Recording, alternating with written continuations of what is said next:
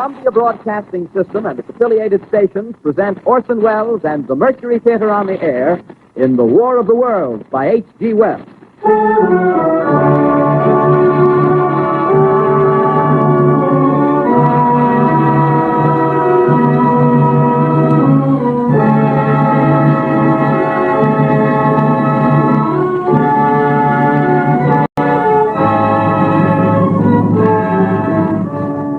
Ladies and gentlemen, the director of the Mercury Theater and star of these broadcasts, Orson Welles.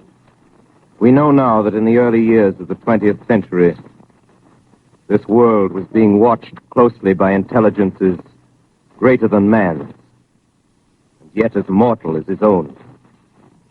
We know now that as human beings busied themselves about their various concerns, they were scrutinized and studied, perhaps almost as narrowly as a man with a microscope might scrutinize the transient creatures that swarm and multiply in a drop of water.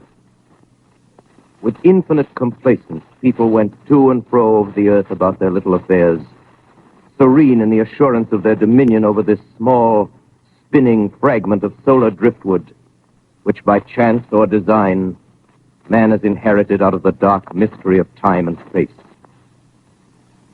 Yet across an immense ethereal gulf, minds that are to our minds as ours are to the beasts in the jungle, intellects vast, cool, and unsympathetic, regarded this earth with envious eyes and slowly and surely drew their plans against us. In the 39th year of the 20th century came the Great Disillusionment. Near the end of October, business was better. The war scare was over. More men were back at work. Sales were picking up. On this particular evening, October 30th, the Crosley service estimated that 32 million people were listening in on radios. Aliens and UFOs, Part 1, an in-depth look. Humanity's obsession with the extraterrestrials, at least in the recent past, can be traced back to the dramatic radio rendition of The Wars of the Worlds, written by H.G. Wells. This broadcast sent the approximately 32 million listeners of that time into frantic panic and disarray. Late 1938, when John Orwell and his team told this story, the listeners claimed it was too realistic that it was nearly impossible not to believe that the Earth was about to experience an invasion from the extraterrestrial intelligences. 8 decades since the dramatic telling of the invasion of the extraterrestrials, it appears that the story is more fact than fiction. John Lear, an accomplished aviator, happened to come across various testimonies from trusted and knowledgeable sources that the extraterrestrials did exist and had revealed themselves to a few. 2 of the witnesses that held this claim were from his own family, his father and brother, both aviators. You got an interest because of the other members of your family. How did you start out? I had an interest, but there was really nothing I could put my finger on. And like I say, 2 years ago, a friend of mine came through town. We had flown in Southeast Asia together, and he was retiring from the Air Force. He came over, and we started talking about where he had been for the last 15 years. And he mentioned that he had been stationed at Bentwaters. And I said, oh, Bentwaters, that's where the flying saucer supposedly was in 1980. He said, no, John, not supposedly, it was. He said, I don't care if you believe me or not, it landed. I didn't see it because we were confined to quarters, but I know people who did, and I'll give you the names, and if you ever see them, tell them you know me, and they'll tell you the whole story. Since then, I ran into one of the security police who was within 10 feet of the saucer and actually saw the 3 aliens get out and go up to General Gordon Williams, who was the wing commander at that time. It appears, however, that the truth concerning these beings was far more sinister than he anticipated. Mr. Lear was not a stranger to holding eccentric and outlandish views. For example, he alleged that the American moon landing was a hoax, that from his sources and calculations there was gravity on the moon and a habitable atmospheric pressure, which led him to believe that there could be some form of life on the moon. Yet the US government told the masses the exact opposite. He alleged later on too that 9/11 was no Arabic terrorist attack. It was carried out by the US government, and Osama bin Laden had barely anything to do with it. He also stated that the US government assassinated President John F. Kennedy, but did not give the reasons why. He simply said there were multiple cameras on the scene, and one showed that the gadget that actually killed JFK was from his own driver's seat. He claimed the CIA agents worked with the extraterrestrials to develop the technology that would kill JFK. Lear also claimed that the Holocaust was a facade. It never happened, that it was a scam to cover the Nazi-Zionist alliance initiated in World War II. He would often say, "What if I told you everything you believe is as a result of immaculate deception?" As far back as the 70s, he claimed that there was a ruthless secret government that ruled the world. This secret government ran the international drug trade and unleashed AIDS and other deadly diseases as part of a population control conspiracy, especially against African peoples, that they had the cure long before they unleashed the disease. Another strange claim was that we are wasting billions of dollars on invention and science foundations when all technological advancements have already been made by the extraterrestrials. It's only a matter of introducing them to the public, bit by bit. Many of these claims have roots, but the idea of aliens still appears far-fetched to many. Bodies. Now, what kind of proof do you have that is true? How do you know that? Well, let me take a look. Let me read to you first what the Air Force says about the bodies. First of all, I'm going to read from the Introductory Space Science, Volume 2, Department of Physics, United States Air Force. This is Chapter 13, Unidentified Flying Objects. Now, this is what the Air Force has the students at the Air Force Academy read. And it says, the most commonly described alien is about 3.5 feet tall, has a round head, arms reaching to or below his knees, and is wearing a silvery spacesuit or coveralls. Other aliens appear to be essentially the same as Earthmen, while still others have particularly wide wrap-around eyes and mouths with very thin lips. And there is a rare group reported to be about 4 feet tall, weight of around 35 pounds, and covered with thick hair for clothing. Members of this last group are described as being extremely strong. Now, I'm not making this up. This is an Air Force. You can pick out an Air Force physics book and read this stuff. There was also a man, Milton William Cooper, who alleged that in his time in the Navy serving in the USS Terrestrial, he happened to see an alien spacecraft, bigger than a football field, repeatedly enter and exit water. Cooper claimed he was instructed by his superiors to never speak of the incident. As he wrote of the encounter on a UFO message board, he pointed out that he felt just as he did when he was out in the Navy and knew his life was at stake. I agree with many of Lear's posits, but was particularly struck to find one in which he claimed that the ultimate goal of this secret government was to turn the earth into slave labor camps. For what reason? He said to advance the causes of these intelligences. In his essay, The UFO Cover-Up, written in December 27, 1987, he wrote, "The United States government has been in business with extraterrestrials for about 20 years. In its effort to protect democracy, the US government sold the US citizens to the aliens." He called it the horrible truth that remains suppressed, covered up, and denied, but in his words, truth must be told, saying, "The admission of this truth has gotten far more people killed trying to state it publicly than will ever be known." The first known alien aircraft was seen and recovered in Germany, a flying saucer, in 1939. A general, James H. Doolittle, went to Sweden to investigate further reports of quote-unquote thousands of ghost rocket UFOs. He found that only a few knew of the strange sightings, and that there were indeed ugly little creatures shaped like praying mantises who were more advanced than humanity by perhaps as much as 1 billion years. President Truman, the then American president, on hearing this report, quickly established a group to be in charge of the cover-up and suppression of this information outside of the Air Force and intelligence team. But this would not be the end of the matter. People that control this information is a organization that we know of as MJ-12, and they're a top group of military and scientists. And I do know that when the president becomes president, it takes at least 3 or 4 months before he actually gets the clearance to know everything there is. Pressure is enormous on these people to cover this stuff up. There were several more saucer crashes in the late 1940s, one in Roswell, New Mexico, another in Aztec, New Mexico, one near Laredo, Texas, and another around 30 miles within Mexican border. And at the end of the chapter, they go on to say, this leads us to believe in the unpleasant possibility of alien visitors to our planet, or at least of alien-controlled UFOs. Now, the picture that we have of the big head that the Air Force describes, This picture was drawn by an Army surgeon. These are one of the bodies that was recovered in the famous Roswell incident of 1947. Tell us about that. It was the first flying saucer that crashed and was recovered by the Army. It was covered up. There has been several books about it. They recovered 4 beings, and one of the surgeons that was responsible for the autopsy drew that picture and came up with some of these interesting things in the autopsy. I'll just read a couple. 3.5 to 4.5 feet tall, 2 round eyes without pupils, no earlobes, nose is vague, neck described as being thin, arms is described long and thin, reaching down to the knee section. You can see that there's a webbed portion in the hands, no teeth, no apparent reproductive organs, brain capacity unknown, colorless liquid prevalent in the body without red cells, no lymphocytes. And there's more in that particular. Here's Mr. Lear's defense for the US government on why, given their circumstances, they had to make the choice that they did. Consider, if you will, the position of the United States government at that time.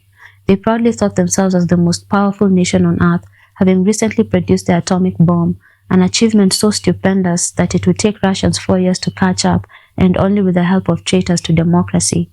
They had built a jet aircraft that exceeded the speed of sound in flight. They had built jet bombers with intercontinental range that would carry weapons of enormous destruction.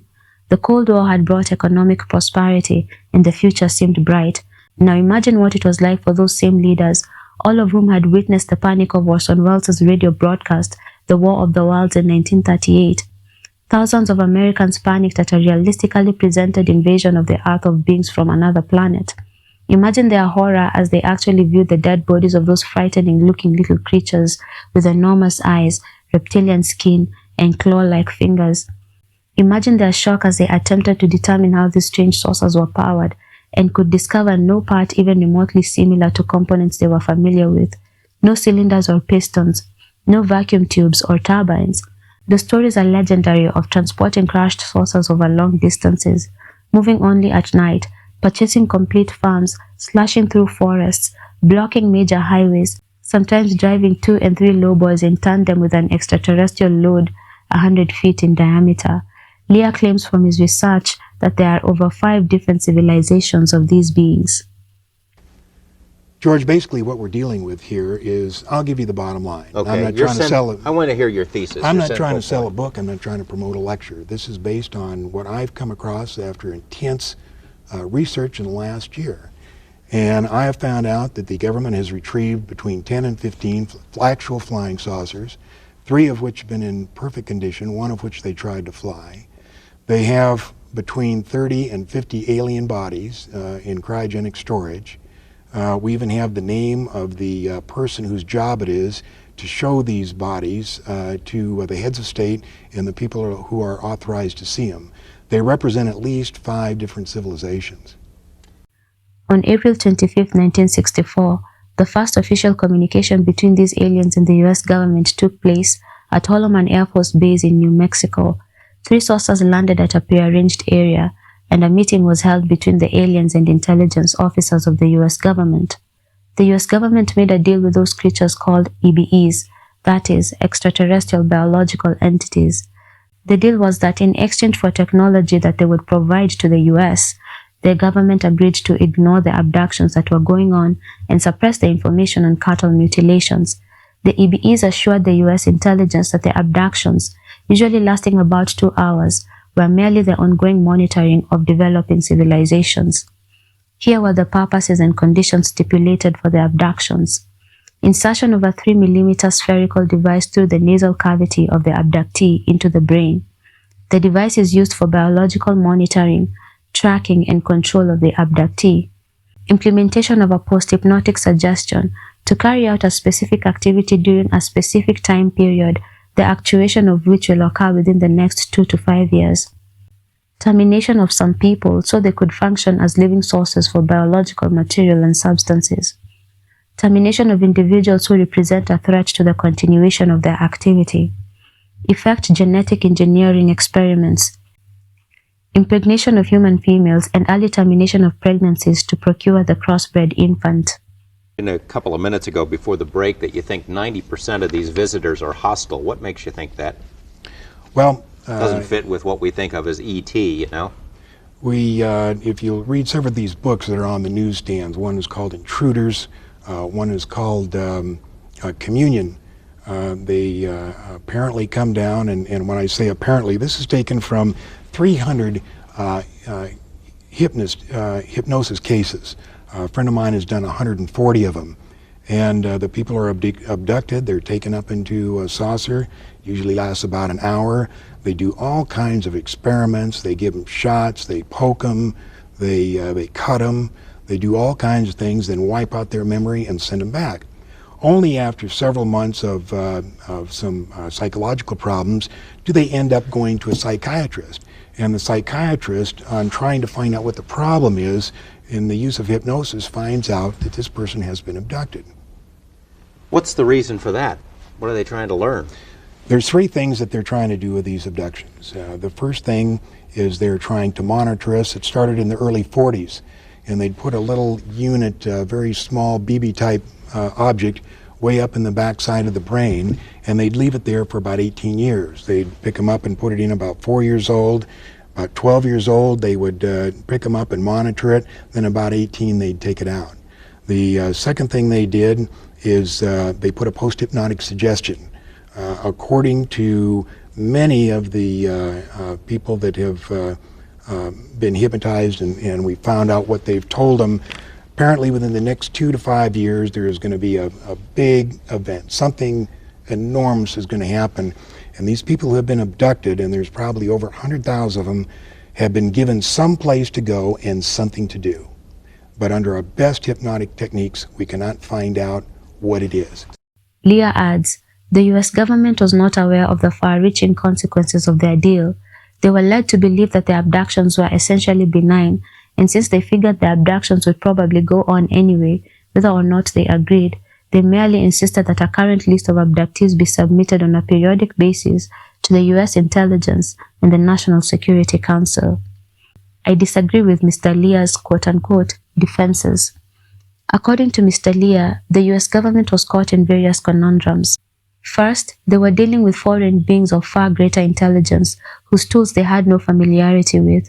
They were clearly superior beings. What was the government to do? Second, they could very well predict the masses' reaction to such a revelation of an imminent invasion from the outside world. They would greatly panic, as shown by how they reacted to Orson Welles' realistic dramatization of an invasion. And finally, that the abductions were bound to happen anyway. At least this way, they get something out of it. I, however, perceive that the US government, in fact, acted in greed and not in undue influence, as Mr. Lear suggests. It is true that the beings were of superior intelligence, but matters of territory remain true and long-standing. The Earth, or this dimension at least, is not their home, and it will never be. Human beings have dominion and authority over this dimension, so it becomes a matter of consent. Their stay is hinged on whether humanity will reject or accept them. How did the US so easily acquiesce and not at least come up with some plan, some way of keeping them away from its people and from the Earth at large? 2. To say that the abductions would quote-unquote happen anyway was an assumption. What if there was a way to stop them, hinder them, reduce them, something, as opposed to handing over your people on a silver platter? Third, to say that they had no foresight of how far-reaching the consequences of their deal was is a blatant lie. They made a deal with foreign beings of far superior intelligence that were seeking abductions, genetic experimentation, monitoring, and non-consensual crossbreeding with the female population. How could they not tell how far-reaching this was? These were foreign beings who had given them absolutely no reason to be trusted or any confidence that they could keep their end of the bargain. I'm saying there's no record of any effort on the part of the US intelligence to protect its citizens or to do everything in its power to mitigate these beings' harms against its citizens. Lear said, "Consider, if you will, the position of the United States government at that time. They proudly thought themselves as the most powerful nation on earth, having recently produced an atomic bomb, an achievement so stupendous it would take Russians 4 years to catch up. And they had built jet bombers with intercontinental range that could carry weapons of enormous destructions. These reasonings show ego and greed for power above all. agreed to remain the first and unchallengeable at that by pursuing quote-unquote greatest technological advancements, but at what cost? I am reminded of the saying, you always have a choice. Lear may have sympathies for the US government, but I see no sob story here. The American government had a choice, and it chose to sell its own, much like African presidents and governments do. Some may find my positions to be idealistic and impractical. As a leader, if you had ironclad proof that your subjects were unable to handle some truth concerning them, would you still tell it to them? My answer is yes, I would tell them, but I would also teach them how to handle the matter as best as I can. I would give them comfort and win over their trust, telling them that the matter is being handled well, but it is best that they know for their own judgment and assessment of the situation, and for them to understand the personal precautions they would have to take for the sake of their own families. Deceit and lies are what break down a society, not the truth. More to this, the US government's commitment to sequestering, suppressing, and covering up the truth betrays their true intention and agenda, that the deal they got into was in fact not as a result of deception, but a conscious choice. If it were not so in the beginning, it certainly became so in the end. The fact that they have orchestrated deaths, killings, oustings, and more on all who were willing to speak the truth to masses tells me that they were not a helpless party, victims to superior intelligences that deceived them. No, they consented to these beings for their own personal gains and agenda. Had they been truly deceived and full of regret, they'd own up to their error and make the various efforts to reform their deal. Instead, decades later, they have with intense devotion further perpetuated the deception and mercilessly eliminated those who sought to free the masses by speaking the truth. Reading up on William Cooper's testimony of the same events tells me I'm more likely to be right than wrong. He wrote, "There was a live alien that was found wandering in the desert from the 1949 Roswell crash named EBE, short for Extraterrestrial Biological Entity. EBE had a tendency to lie, and for over a year would give only the desired answer to questions asked. Those questions which would have resulted in an undesirable answer went unanswered. This was before any deal was made. This should have taught them that the primary characteristic of this civilization was to lie." William Cooper testified that President Eisenhower met with the aliens on February 20, 1954, and a formal treaty between the alien nation and the United States of America was signed. The US then received their first alien ambassador from outer space. He was the hostage that had been left at the first landing in the desert. His name and title was His Omnipotent Highness Creel. John Lear did suggest that these beings were so advanced that they could move objects with their minds, appear and disappear, and that they were telepathic. As for the treaty, William Cooper gives more detail that could help us further assess the situation. He wrote, "The treaty stated that the aliens would not interfere in our affairs and we would not interfere in theirs. The US would keep their presence on Earth a secret. They would furnish the US with advanced technology and would help them in their technological development. They would not make any treaty with any other Earth nation.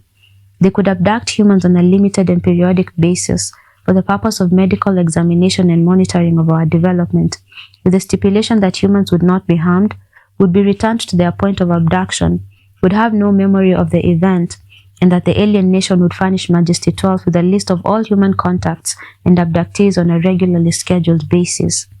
It was agreed that each nation would receive the ambassador of the other nation for as long as the treaty remained in force. It was further agreed that the alien nation and the United States would exchange 16 personnel with the purpose of learning of each other. The alien guests would remain on Earth. The human guests would travel to the alien point of origin for a specified period of time, then return, at which point a reverse exchange would be made.